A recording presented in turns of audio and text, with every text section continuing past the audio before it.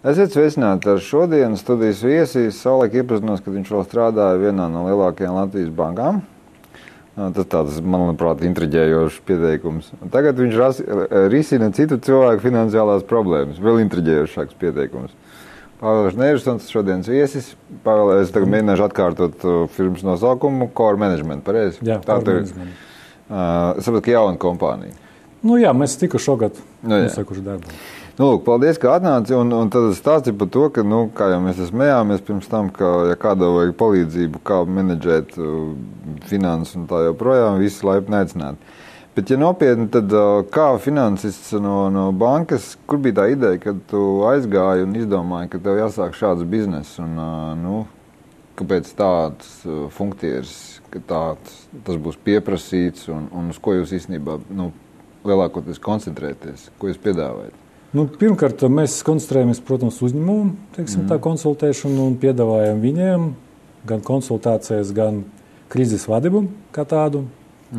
Tas atšķiras no konsultācijām ar to, ka mēs principā gatavi ne tikai izstrādāt kaut kādus ieteikumus vai plānu, bet arī atnākt tos realizēt.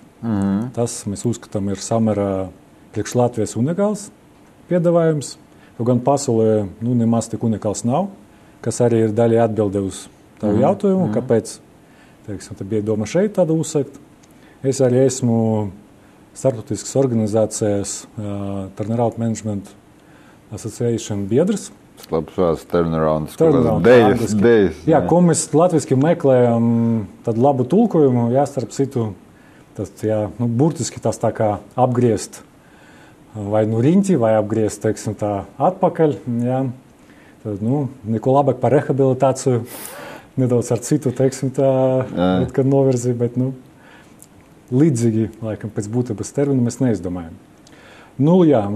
Tas ir mūsu piedāvājums, ka mēs gan izstrādājam priekšlikumus, kā uzlabot uzņēmumu gan finansēs, kas, protams, visticamāk nozīmē kaut kādu vienošanos ar kreditoriem, kādu saistību restruktūrizāciju, gan arī operācijas, tas nozīmē marketingu, ražošanu, tas, kas konkrēti uzņēmuma vajag vieta.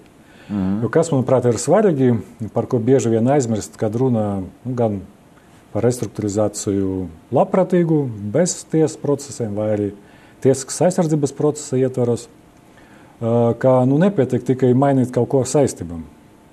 Ja vienoties ar banku, teiksim. Vai ar banku, arī tirdzniecības kreditoriem, bet, ja ir problēmas, tad bija kaut kāds iemesls tam, un tad kaut kas jāmaina arī savu darbību. Bet saki, labi, tad ir šādi dakteri, ja mēs turpinām to medicīnisko, pacients, saprot, jautājums tāds, pie kādiem pacientiem jūs neķeraties, respektīvi, kur ir tā sarkanās līnijas, kur jūs sakat, Džeki,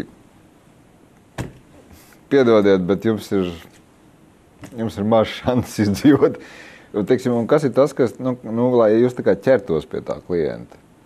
Kas ir tie priekšnosacījumi? Jo es pieļauju, ka kāds var iedomāties, ka viņiem principā visi dziļā tur, kur ir. Un tagad restruktūrizējiet mani, palīdziet man, hospitalizējiet mani. Ja?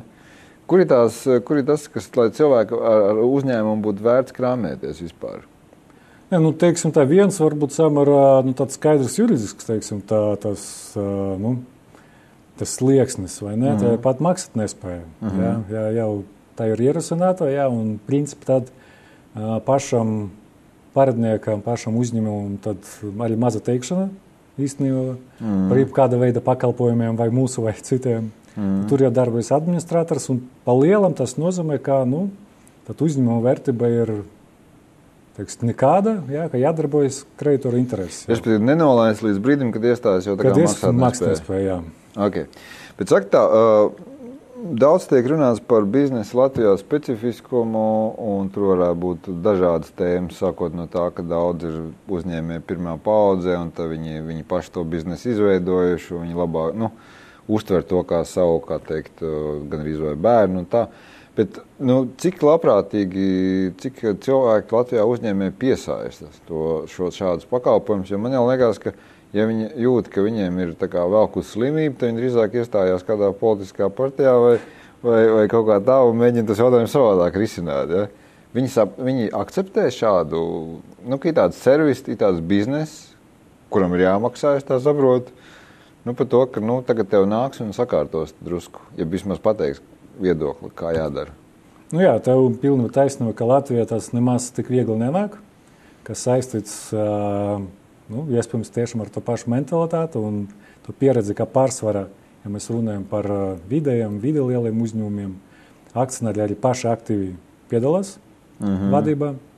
Protams, ja situācija ir otrāda, ka akcionāri ir atsevišķi un viņiem ir algota vadība, tad, protams, krietni vieglāk nāk kaut kādas, teiksim, tā, ja ir pieredze kaut ko deleģēt, uzticēties, jā, tad var paņemt papildus kaut kādus spēkus, jā, papildināt šo komandu vai varbūt iespējams aizvietot. Tad vieglāk tas lēmums, bet citos gadījumos tas vairāk par pārliecināšanas jautājums. Nav tā, ka mums uzreiz būtu jāķeras pēc pilnas programmas. Ja? Tad doktorēt var sākt ar diagnozi, vai ne? Un, ja tā diagnoze un tā piedāvātie ārstēšanas veidi liekas tam uzņēmumam pieņemami, tad mēs jau arī ķeramies klāt izpildē. Jā, doktorēšanai. Es pieļauju, ka Latvijā nav daudz tādu gadījumu, tāpēc varbūt, lai cilvēki saprastu, par ko mēs runājam, kas ir šis skaistais vārds rehabilitācija vai turnaround vai diezgan kas vēl. Ko mēs varētu minēt kā starptautisks piemērs tam stāstam, ko tas nozīmē? Ko mēs varētu kaut kādu firmu izstāstīt? Teiksim tā, tām publiskām firmām, kas tādām lieliem vārdiem, kas ir plaši zināmi, ir daudz tādu turnaround vai rehabilitācijas gadījumu, bet tur, protams, biežāk to realizē, teiksim, vadītājs, kas pat varbūt nevis uz laiku, bet, teiksim, jauns vadītājs atnāk. Jo, publiskai biržā kotētājiem uzņēmumam, reiti kā, teiksim, tas gan reputācija, gan tā, teiksim, viņi tiešām izmanto tikai ārpakalpojumus. Jā. No tādiem publiskiem gadījumiem var pieminēt kaut vai to pašu Apple, 90. gados, kur par to ārējo vadītāju pareizi, viņš bija nolaiduši. Kļuvis tas pats Steve Jobs. Jā, tas ir interesants pagrieziens. Tāpat, ka tagad Toyota ir viens no Toyota dinastijas pārstāvjiem, tagad atkal pie stūres. Jā. Gan arī no tādiem nesenākiem tas pats Nissan. Jā. Kur jauns vadītājs principā var pat izglabāt ļoti īsā periodā. Bet pagaidi, ja tagad piesaiž šādu ārstu no malas, bet tad iznāk tā, ka jums arī vajag kļūt par vadītājiem tam uzņēmumam, jo tad nav tā, ka sabotāža ir, atnāk konsultants, saka vienu, bet, teiksim, tas džeks tur valdes priekšsēdētājs, viņš turpina vālēt pa savām.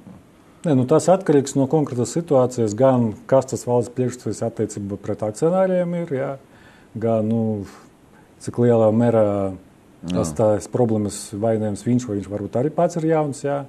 Mēs ņemot vērā, ka tas tirgus arī nav liels, mēs esam pietiekami elastīgi, ka mēs piedāvājam gan kādas konsultācijas, gan kā iesaistīšanas, kā pagaidu CFO var pateikt, kā pagaidu finanšu direktors. Gan, principā, ja akcionārs nav apmierināts, teiksim, tā ir vaduši savu komandu vispār, jā, vai arī pats, teiksim, tu bija vadījis, bet jūt, kā tāda palīdzība vajadzīga, jā. Bet tu neuzmanīgi ieminējies, tirgus nav liels, līdz ar to man ir bezkaunīgs jautājums. Tāpēc, ka jūs esat izdomājuši tādu biznesu sākt, jums taču ir kaut kādas funkcijas, kas šajā valstī notiekās ekonomikā. Tā filozofiski sakot, cik pēc sajūtas vai pēc kaut kādiem aptaujiem vai pēc kaut kādiem rādījumiem, jūsuprāt, cik liels tas uzņēmums skaits Latvijā, kuriem būtu vajadzīga rehabilitācija? Kuriem būtu vajadzīga, diezgan sarežģīti to pateikt. 100%. 100% nē. Noteikti ir gan veselīgi uzņēmumi, un, protams, arī kaut kāds uzņēmumu lielums, jā, minimālais varētu būt. Tāda ziņa, ka mēs, protams, nevaram būt speciālisti jebkādā specifiskajā jomā. Jā, ja vadītāji tiek prasīts, piemēram, autoservisā mazajā, jā, pašam skrūvēt, jā, vai saprast, teiksim, tā. Ko slabo? Jā, tieši šo varbūt nē, jā, bet vispār. Jā, tad tas, mēs varam iesaistīties tur, kur vajag tieši vadību, kā tādu profesionālu vadību. Jā, tas ir kaut kāds apgrozījums, sakt ar kādu miljonu latu uz augšu. Līdz ar to, tādu uzņēmumu vispār kādu, daži tūkstoši Latvijā, jā. Tad nav 10 000 kopumā, kas vispār tāda lieluma ir. Nu jā, ir arī tādi, kas, kā mēs zinām, jau iztejušies no spēles, kā mēs pirms tam apspriedām, kāda ir par vēlu. Līdz ar to, tas jā, kāds dažus simtus mērējums, tāds varētu pateikt. Bet te jūs beigiem maita līs esat īstenībā, ja jums sliktāk ekonomikā, ja jums labāk, jums vairāk darba, tā sanāk. Tā es neteiktu, tā var būt, bet no otras puses, teiksim, tās krīzes, kas notiek uzņēmumiem, notiek ne tikai, kad vispārējā dišķībelē, jā, kā tagad saka.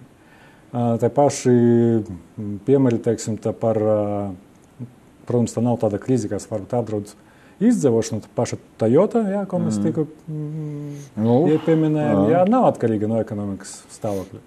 Un arī Nokia tagad ir, ne gluži krīzē, bet... Viņiem džekiem jādomā. Bet jādomā, jā, un tas, ka tāds interesants, tas Latvija tāds, ka gan līdz tāda kā ikona. Visur Latvijas Nokia, bet viņi paši ir... Tas ir smieklīgi, jā. Pazaudēja 60 miljārdus eiro akcionāru vērtības. Bet ikonu. Vienalga nav, teiksim, nav peļams uzņēmums, protams. Jā. Bet notiek jau it kā kaut kādi šie rehabilitācijas procesi. Vienalga, vai tas būtu Pareks, vai tas būtu, es tagad nevaru iedomāties, kaut kādu uzņēmumu, kur it kā notiek tas, ko mēs varētu nosaukt kā rehabilitāciju. Bet ir kaut kāds sajūta, piemēram, ka, ja neprofesionāli to dara, tad mēģina kaut kā kārpīties ārā. Kas ir tās galvenās problēmas, kļūdas, ko viņi pieļauj? Pirmkārt, tas atkal mēs atgriežamies pie viena no pirmiem jautājumiem, ka vispār nepiesaista palīdzību. Jā, nekādu. Ja uzskata, ka pats labāk saprot, un neviens nekad nevarēs tā iedziļināties un tā tālāk. Tas, laikam, tāds pirmais, kas būtu jāmin. Un otrais ir tas, ka tu vairāk redz, vai ne pat vairāk, vai bieži vien uzņēmējs to rehabilitāciju saista tikai ar kādiem juridiskiem soļiem. Ja? Tad, vai tas būtu kaut kāda labprātīga vienošanās, vai tas būtu kaut kāda aizsardzības process, kur viņam paliek mazākas saistības. Ja? Bet, nevis par pašu biznesu. Ne par pašu biznesu, jo principā nekad jau neatgriezīsies nekāds slikts vārds, bet tuvākā laika neatgriezīsies tādi trekni gadi, kā bijuši. Ar to nevar tā gaidīt, ka vienkārši samazinot saistības vai atliekot, mēs atgriezīsimies, un viss. Un te ir bezkaunīgais jautājums vēl viens par to, ka it sevišķi, tā kā tu pats nāc no banku aprindām, un tur jūs esat noteikti atskatījušies kredīta komitejās un tā joprojām dievzīmes. Cik Latvijā biznesa vispār ir adekvāts, jēdzīgs, ar kaut kādu perspektīvu, jo man brīžiem liekas, ka tikko nav kaut kāds kārtējais burbulis, kurā visi draudzīgi iesaistās un tad kaut ko mēģina ātri uzvārīties un pēc tam bēdājās. Ja?